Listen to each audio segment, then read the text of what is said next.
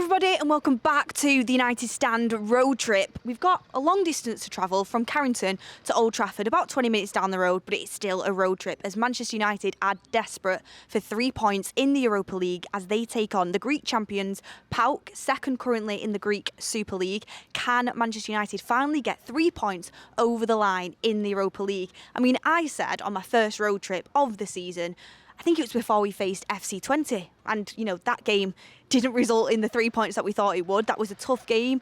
One of the 3 points that we've gained. Other points, it's FC Porto and away at Fenerbahce. 2 games you'd probably take a draw at if you asked at the start of the season. But Manchester United, that FC 20 draw, it's making us look a bit ropey in the Europa League. Europa. It's making us not look as good as we should do. And Manchester United, of course, are having a poor season. Of course, we're struggling. Ruud van Nistelrooy is the current interim manager. But we have to, and I mean we have to, get 3 points over the line. In that first road trip video, I predicted us to win the Europa League. Now, that wasn't looking very promising a few weeks ago. Now we have Ruben Amorim coming in. Everyone's excited. He's just humbled Pep Guardiola and Erling Haaland in the Champions League, ended their unbeaten run. Also, how do you have an unbeaten run when you don't win the Champions League last season? Doesn't add up to me. But anyway, he ended it. 3 games on the bounce City have lost, and Ruben Amorim put that final nail in the coffin when he won 4-1 in his last home game for Sporting. He's the new manager. You know, it gives Manchester United that hope now that maybe they can go on and win this Europa League. Maybe Ruben Amorim can pick up a cup. How quick can he adapt? How quick can he enforce this system? You'll have to let me know your thoughts in the comments. Personally, for me, I think it will take a long time for Ruben Amorim to start really nailing this system down with this current Manchester United team. And I think it's a tough ask to get him to do it midway through a season. But the hope is there. Can we get that new manager bounce? Can the players get up for it under this new coach that Ineos are going to stand behind and give him the backing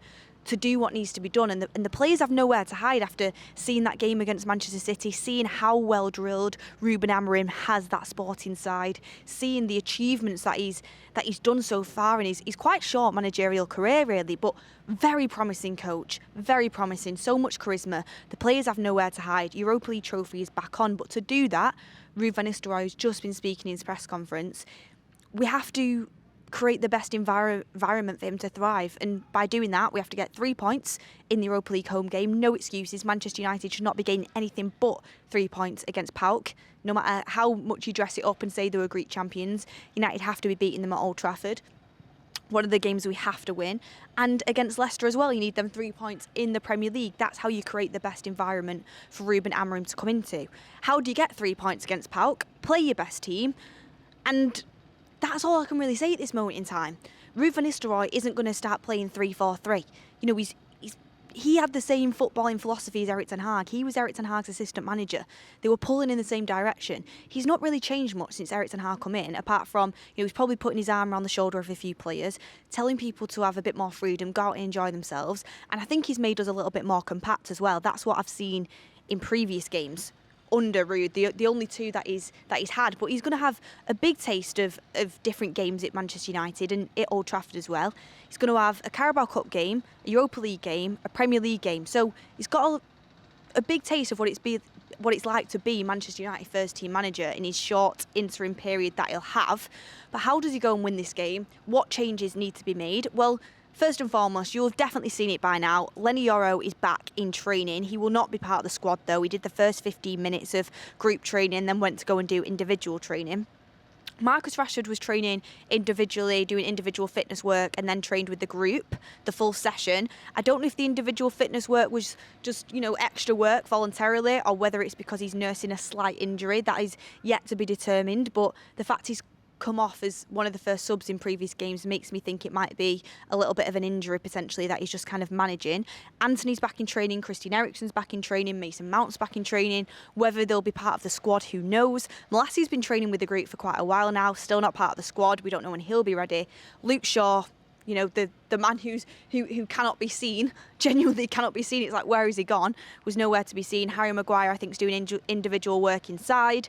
And Kobbie Mainoo is not yet recovered from his thigh injury. So they're the 3 players that are still out. But there's players coming back into the squad for Manchester United, and hopefully Ruud will have a bit more of a squad to pick from, even if it's just off the sub bench, than what he had with Chelsea at the weekend because it was quite slim pickings there. Will Ugarte start his third game in a row? Well, it depends how fit Christian Eriksen is, I think. Would you bring Christian Eriksen back into the starting 11? I genuinely think against PAOK at home, Christian Eriksen could be a really good player to bring back into the starting 11. I think he's been Manchester United's best player so far this season. I think he's excellent on the ball. I think this sort of game would suit him. I would love to see Eriksen back in the team. And for me, Amad has to play. Amad has to play. There's no excuses to not start Amad now. Marcus Rashford or Alejandro Garnacho should start on the left. Amad has to start on the right. And would you start Joshua Zirkzee? Would you start Rasmus Højlund up front?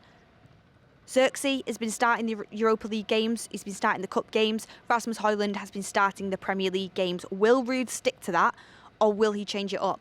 I think Rasmus Højlund has to start because I think this is an opportunity to get him on the score sheet, get him in form for before Amorim comes in.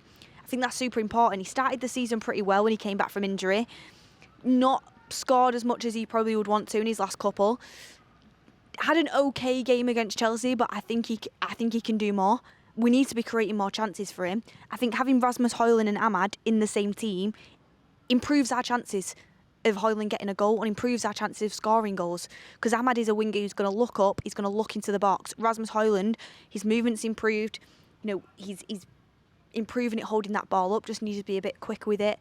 That is our best chance, in my opinion, of us scoring more goals and starting to have that cohesion in the final third.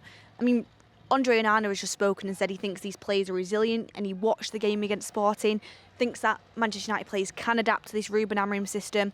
Well, a lot of adapting needs to be done because both Alejandro Garnacho and Marcus Rashford and Amad, I think, have had more shots than Rasmus Højlund and Joshua Zirkzee so far this season. That's not going to happen in a Ruben Amorim system. You're creating chances for your striker. So Rasmus Højlund's going to be that striker, I think, unless Ruben Amorim does something different and he prefers Zirkzee. But I think Højlund will be that striker. Start him in this game and go with your best team. I don't think there's much room for rotating in this game. It's detrimental that Manchester United get the 3 points in the Europa League because of our previous results in this competition. It's a competition you want to stay in, you want to progress in. It'd be very embarrassing if Manchester United didn't. You also want to do it without having to play a playoff game. So it's important Ruud gets the team right. This is the team I would go with. I'd go with Andre Onana in goal. I'd go with Dalot and Mazraoui as the fullbacks. I'd go with De Ligt and Johnny Evans as my centre-backs. Why is Martinez dropping out? Literally just rest. I think Johnny Evans is more than capable of playing. He's been on the bench the last couple of games, and we all know about Lisandro Martinez's injury record at Manchester United. He's been good this season, but the last thing you want to do is overplay him. I think you can afford to put Johnny Evans in for this game, so that's what I would do. The midfield three, I would go with either Ugarte or Casemiro, with Christian Eriksen and Bruno Fernandes. That's what I would go with. I think, obviously, Ugarte and Casemiro are developing a good partnership over the last couple of games. I do think they work well together. But again, you're looking at a slight bit of rotation. I think in this game against PAOK at home, I think you can afford to have Christian Eriksen next to one of them two midfielders. Whether it be Ugarte, whether it be Casemiro, get in the comments down below.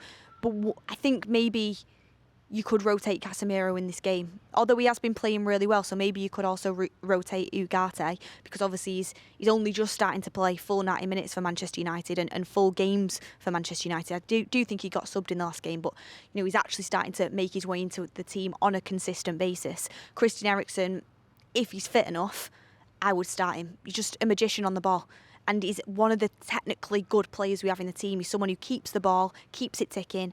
I think he's super important. Bruno Fernandes is captain. He's going to start this game. I'd play Marcus Rashford off the left. I'd play Amad off the right. And I'd play Højlund up front. The reason why I'm dropping Garnacho, it's not as if I'm dropping Garnacho. I'm just managing his minutes. He's playing a lot of minutes. I don't think it was his best game against Chelsea. And I think it goes for every player in this squad. When you don't have a particularly good game and you make multiple wrong decisions in the final third, I think, being on the bench isn't a bad thing. Come on off the bench and, make your way back into that starting 11. Fight for it. That's what we need to have that in this Manchester United team. You can't drop a stinker over 90 minutes and then, expect to play the next game. I think you've got to have that fight for places in the team. And I think it's only fair that Ahmad starts this game. And do you go for Rashford? Do you go for Garnacho? I think based off the last game and Garnacho's performance, I think it's Garnacho's turn to probably sit on the bench. But I back him to make his way back into this 11. Still think his numbers from the start of the season have been fantastic, but maybe a bit of time on the bench and not starting the game will make him think, you know what, yeah, I do need to pass it a little bit more in the final third. I do need to think about making better decisions and think about the team and crossing it into the box. And I'm not saying Marcus Rashford has been absolutely amazing, but I do think he's done all right this season. I think the last few games he's been a bit quiet, but overall, Rashford on the left, Ahmad on the right, Højlund up front. I mean, if Garnacho started on the left, I wouldn't have too big of an issue with it. But if I was coach, that's what I would do based off previous performances. Get in the comments down below what you would do. Let me know all your thoughts. Mason Mount, will he be part of the team? I think Mason Mount should just wait now for the new manager to come in, if I'm going to be honest. A lot of players are coming back from injury, coming back into the training. Is it just a coincidence it lines up with the new manager? But Mason Mount is someone I actually think could really thrive in this Amorim setup. The last thing you want is rushing him back, getting injured again. He needs to be able to stay fit for a period of time. And I think as an inside forward in Amorim setup, he'd do quite well. So there's no point risking him. I think you've got a good enough team there to go out and win. There is no excuses, absolutely no excuses. Get the points on the board, make it easier for Amorim when he comes in and he can take over this team, and hopefully we can progress in the cup and hopefully go on to win it. But who knows? Patience is needed with Amorim. But Ruud's first and last Europa League game, how do you think it'll go? Is there any excuses? Do you think it'll be a similar performance to Erik ten Hag, or do you expect to see something different? Let me know in the comments. Thank you everyone for watching the road trip. Carrington it's been interesting. It's been interesting. It's a weird feeling right now. It's like you're just waiting for the new manager to come in because you know this is only temporary. But Ruud, he's doing the best job he can. He spoke really well in the press conference. Andre Nana spoke on behalf of the players in terms of being frustrated he didn't work out with Erik, but backing his players to do it under Amorim. There is nowhere to hide now for these players. They have to go out and fight for the rest of this season and fight for their new manager. Thank you for watching, everyone. Hit a like on the video if you haven't already. Subscribe to the channel. We'll be bringing you all the matchday content over on the United Stand and hopefully some matchday content from Old Trafford in the Europa League game against PAOK. See you on the next one, everyone.